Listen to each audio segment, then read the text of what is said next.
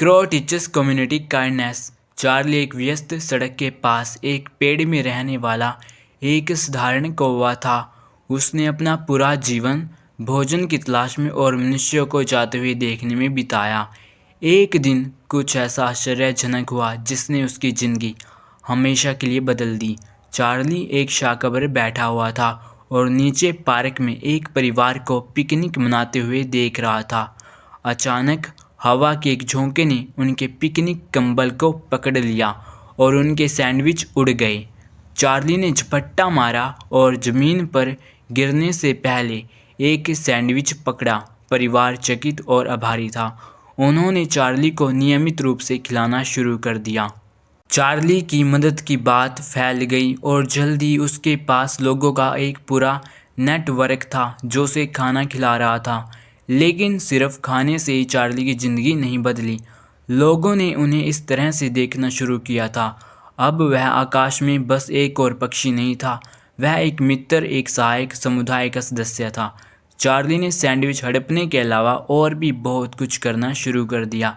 वह कूड़ा उठाता और खोए हुए बच्चों को उनके माता पिता को खोजने में मदद करता। यहाँ तक कि उसने मनुष्यों के साथ संवाद करना भी शुरू कर दिया। उनकी भाषा सीखी और उन्हें अपनी भाषा सिखाई।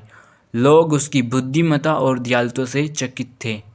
एक दिन चार्ली ने कौवे के एक समूह को ऊपर उड़ते हुए देखा।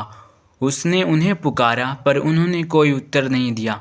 उसने महसूस किया कि वह अन्य कौवों की तुलना में एक अलग जीवन जी रहा था और वह निश्चित नहीं था कि वह वापस जाना चाहता है या नहीं। लेकिन जितना वह अपने नए जीवन से प्यार करता था, चार्ली जानता था कि वह अपने समुदाय को पीछे नहीं छोड़ सकता। वह कौवों के समूह के पास गया और उन्हें अपने कारनामों के बारे में बताया। वह विस्मय से सुनते थे और चार्ली को एहसास हुआ कि उनके पास उन्हें सिखाने के लिए भी कुछ है। उसने उन्हें दिखाया कि मनुष्यों के साथ कैसे संवाद करना है और कैसे मददगार बनना है।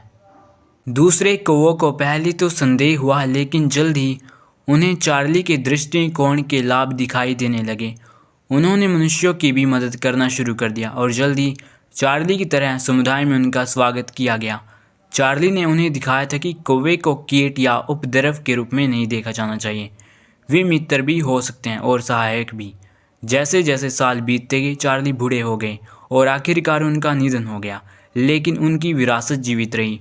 समुदाय के लोग उन्हें प्यार से याद करते थे और वे कौवे को खिलाना और उनकी देखभाल करना जारी रखते थे और बदले में कौवे मददगार और मिलनसार बने रहे। चार्ली ने न केवल अपने जीवन को बल्कि अनगिनत अन्य लोगों के जीवन को भी बदल दिया था। अंत में चार्ली की कहानी एक अनुस्मारक थी कि हम सभी दुनिया में बदलाव लाने में सक्षम हैं।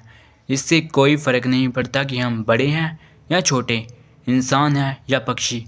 हम सभी में दया दिखाने, दूसरों की मदद करने और दुनिया को एक बेहतर जगह बनाने की शक्ति है। So thank you.